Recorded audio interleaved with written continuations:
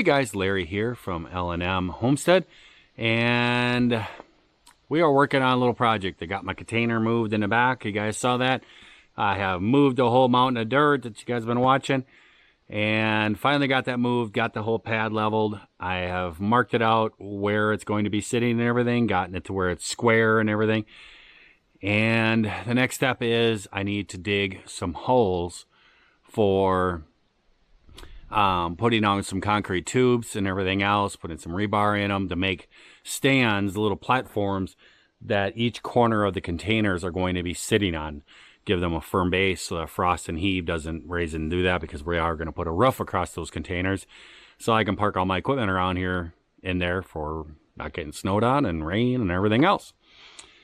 So I got two boys, two younger boys, one older, and yeah, I could give them a post digger and do that and everything else.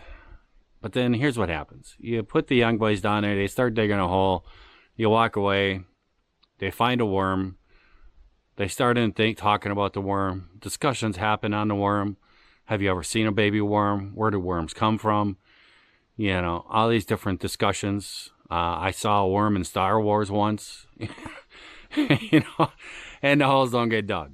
So I need to get these done and everything else. And so I needed a post hole digger. So I have a Minneapolis Moline M5. This was my father's tractor, as you guys know. And he passed away, and my mother sold the farm. And I said, anybody who wants this, take it. And I kind of went down the line of all the boys in the family, and nobody took it. And so I said, I'll take it. I got use for it, starting up a homestead. So good tractor. So this thing has been, it's an awesome tractor. It is only 2-wheel drive, but that's fine. It's a good farm tractor and everything. It's got the 3-point hitch and everything in the back. It's got PCO drive. It's got everything that I need. The alternator is not working correctly. That's why the battery charger is hooked up to it. I've noticed that the battery's been getting low and low, and that battery is very expensive. So I got a charger hooked up to it, putting a little bit of charge into it, keeping that battery fresh. I got to pull the alternator and send it off to somebody to get it fixed. It's a really goofy system. This is a 12-volt positive frame electrical system. It's backwards. The red wire actually goes to the frame of the tractor, and the black wire, which is a negative, goes to all the equipment, all electronic. It's reverse polarity on this tractor. We've always went, why do this? But the alternator special and everything, and the starter and stuff. And when you hook up a charger or battery, you got to make sure to hook up the way the battery says, not the way that you think it is. Because if you usually look at it and go, oh, well, this is the ground wire, so I'll hook the black to that. Boom, battery's junk. We've done it in the past, trust me. So I'll show you what I got. So I was looking around on Marketplace, things like that, for a 3-point auger. And I've been looking around, seen one on there, was within an hour and a half, hour away. And I think the guy wanted $950 for it or something like that, or 9 something. And he wanted that for it. And I just kind of went, I don't know. And one day I was at Tractor Supply, and I asked them about the augers, and I kind of had looked online, and the guy told me, he's like, oh, if you're looking for, you know, 3-point post hole digger, he goes, I actually have an auger that was returned. Actually not returned. The guy ordered it, and somehow 2 of them got ordered. And this is a bigger one. This is 19-inch. And it was ordered, and the guy got his, but then the second one, they had it been having sitting there. So it had a clearance stake on it, and I got this very reasonably cheap. The manager knocked the price down and everything, and I got that pretty cheap. Then my plan was, I investigated, and I decided to go with the one that they had. They do have a pro version, they call it, or whatever, and I've been comparing them. I can't find any difference. I really cannot. And so all the specs are the same. I've looked at the gearboxes. They look the same size. I don't know. I can't see any difference. And I even went into Tractor Supply just now and talked to them and asked them if they could tell me a difference. And the guy sat there doing the same thing. He goes, I don't know. He goes, this one says it'll go up to 24-inch auger. The other one only says 12-inch, but I don't know. Because they look identical. So I decided to get this one. The other one I would have had to order. It was $100 more. Couldn't find a difference. So I got this one. Comes in a really cool metal case. Crate here. Everything else. Hey, scrap metal. Use that for something. But just been pulling it. I'm doing it and checking everything out. My biggest concern was the width on that. Will the tractor match up with that? Yes. We're good to go there. My other concern was the PTO drive. Will it match up to the tractor? And I measured before I went, and it's just a hair over 1.5 inches on the things on the PTO. I went in there and I did measure it. It looked like the same. And so I bought it, came home, ticked the PTO, slides right on there. It's a perfect match. This one here, I think, is rated for between 18 and 100 horsepower. That's quite the difference. That's quite the span. Minneapolis Marine, I looked it up, and they say that at PTO, it has 69 horse. So we're well within that. So I have unboxed it and everything else. Everything looks good. There's just a little bit of assembly that I have to do. These nuts were not on there. They were just, they were actually sitting inside a crate, which I thought was kind of crazy because they weren't connected to nothing. And then this is just plastic and there's gaps in the bottom. I can't believe it didn't fall out. I am kind of wondering about this. This side has this one, this piece of metal. I don't know what that's for. But that had that. The other side does not. I'm not sure if that one fell out, if it was missing, because that whole pin was out of it.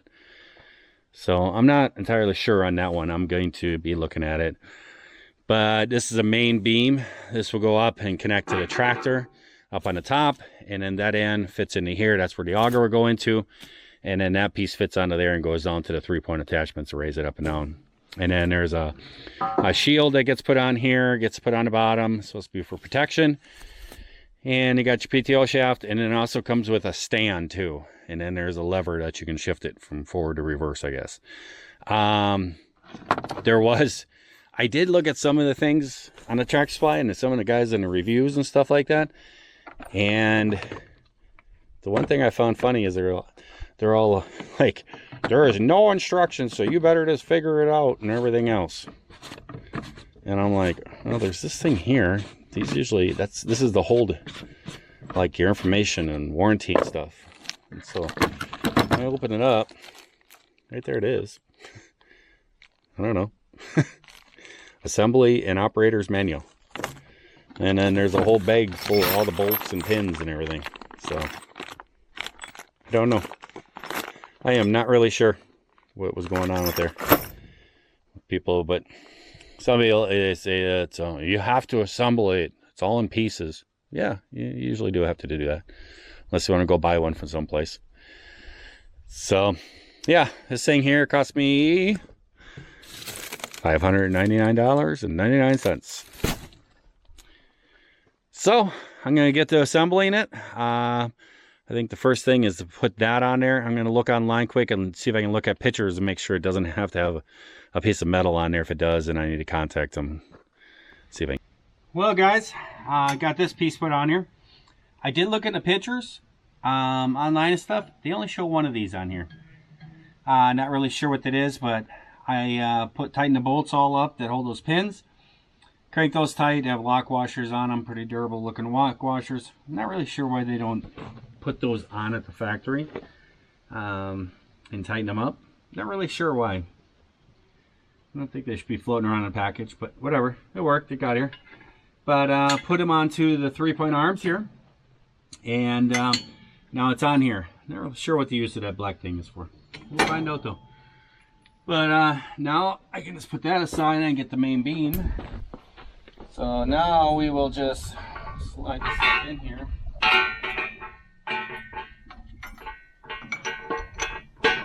Pin in here. This Minneapolis does have 2 holes with options. We'll put it in, but this bottom hole, you can't do it. It has these springs on here, It's for this because this whole thing pivots. It can come out if there's really something that pulls hard. I think mostly for like a plow or something like that. It has real heavy duty springs, so this mount can actually move. It can give a little bit instead of just breaking. But so really only a top hole is used because the bottom hole you can't get in because of those big springs. But then I looked at the hardware, and this pin I believe is the one that goes in here. So let's put this up. Get this lined up.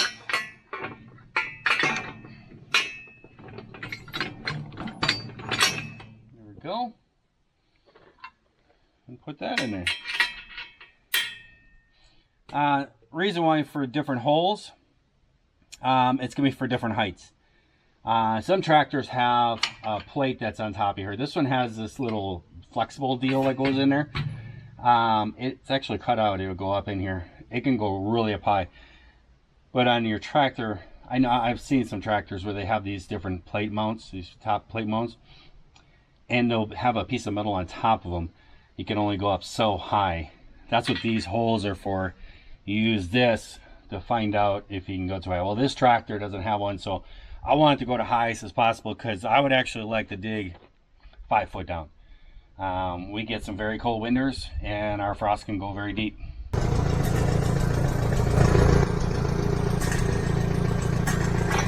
Yeah, we're good. That's way up there. It's almost 6 feet up in the air. And I mean, there's nothing that's gonna hit. So this tractor is good. Some tractors I know they have a plate that sticks out and it can hit here. In that case, you'd move the pin up so it doesn't raise so high. Well, now I got that pin out.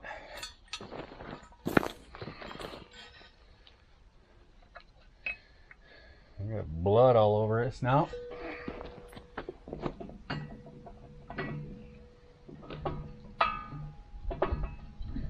Yeah, there we go.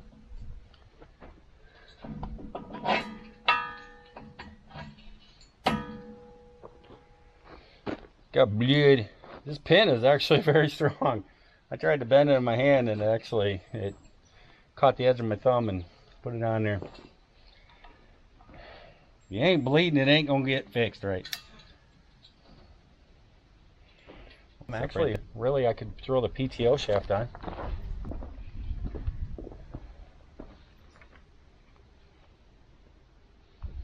That is the weirdest thing. It's got like a catch bolt in there. Huh. That's different.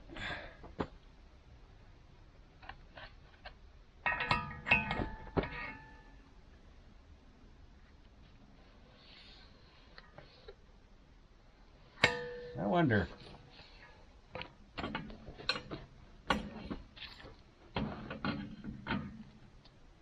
think I just found a use for that black bracket. The PTO shaft can just sit on there when you store it. Oh, I see. There's like a little set bolt here. There's a groove on this shaft. And you put the pin through, you put a bolt through, and then I believe that you set this into that, and it goes right into where that groove is on the shaft there. That helps to keep it lined up. Cool. Guess I kind of forgot I had a camera going, but I just mounted this auger on. I want to see if I can put an extension because I want it. The auger is only 43 inches long or something like that from here to here. I want to try to dig 5 feet, so I wanted to mount this up and then I'm going to lift it all the way up and then I'm going to measure to see how long of a piece I can put in there to make this longer so I can dig deeper. But first of all, we're going to pull these bolts. We're messing with PTO stuff. You don't play around with it. The tractor does not know if your arm is stuck in there. It's something to be very careful about.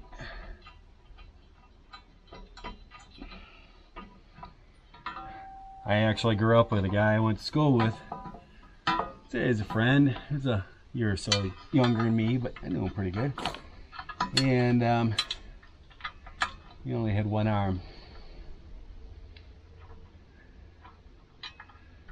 And that's what happened to him as a child on the farm. He got near a PTO and grabbed his arm and took it right off. He got lucky, it didn't suck him in. So very easily could have killed him. But he was able to do everything anybody else could. He was actually a really good baseball player. Well, if I can get this hole to line up.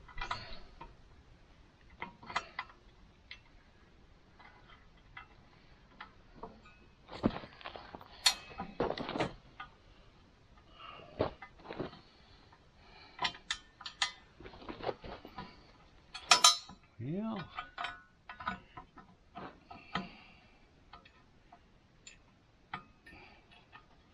There we go.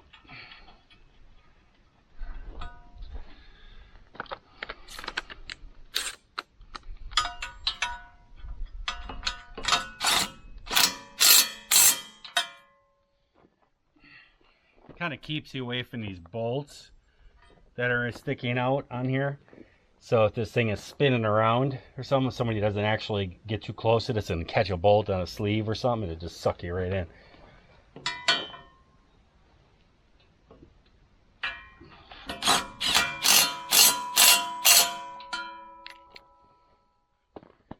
There we go. I gotta go get some 80-90 weight. Got some in the container. And top this thing off. It also comes with these too. It's kind of a pain in the butt with these things, with these augers. You know, I grew up on a farm using these things and stuff, so I kind of know all about them and stuff. And we had one. I don't know if I mentioned it or not down there. And I was actually thinking about loading it up and bringing it. But it was in very bad shape. The gearbox was completely junk. But it comes with these legs here, and you actually put these in here, and then you put the clips that are on the three-pointed, you put those through there, and you can tip it forward, and these are legs, one that goes on each side. And that way it stays up and standing so that you can just drive up to it and be able to hook up to it. Because otherwise they fall down and stuff. You got to kind of like lean them against a building or a wall or something. They fall down. Oh man, they're a pain in the butt to get them back up. And then this here, some kind of reverse shaft or something. I'm not really sure how this works. I may actually have to read the instructions on this one. But well, there we go, guys. So it's all put on there. I don't know, maybe half an hour job, something like that. So I did look at the instructions. That is what that's for. So you can hang the PTO. They have it so that when you store it with the legs and everything and it's sitting upright, that you can put the PTO instead of the PTO sitting in the ground. I would actually not recommend that. I'd actually recommend pulling the PTO apart. I already did that. I slid it all apart. And then I put grease on the shaft, because over time, you know how often you use it. It's not a daily thing. And these two parts have to slide back and forth every time that you hook it. And when you drop it down, it goes in and out. If they sit out there, moisture gets in there, it can rust. And they are a pain to get apart. So I actually usually pull this part off and I will store it inside and then just let the shaft sit. And I usually I put grease on it so it doesn't rust. But that's what that is for, so you can put the end of your PTO shaft on there to keep it up off the ground. But it's all installed. This is not a reverser. I didn't think there was. I was like, I've never seen one reverser. What that is for a line in it, so when you're up on the tractor, you can move the shaft and you can move this back and forth to try to get it straight. So everything is filled. There's two grease zerks. There's one on each PTO end. Make sure you grease those. And that is a little set screw inside here where that shearer bolt is. there's like a groove in there, and that set screw goes into there, so in case that shear pin blows off, this PTO doesn't come flying off and just fly around. It actually still keeps it on there, so it doesn't endanger somebody. So I say we fire it up, dig a hole, see what happens.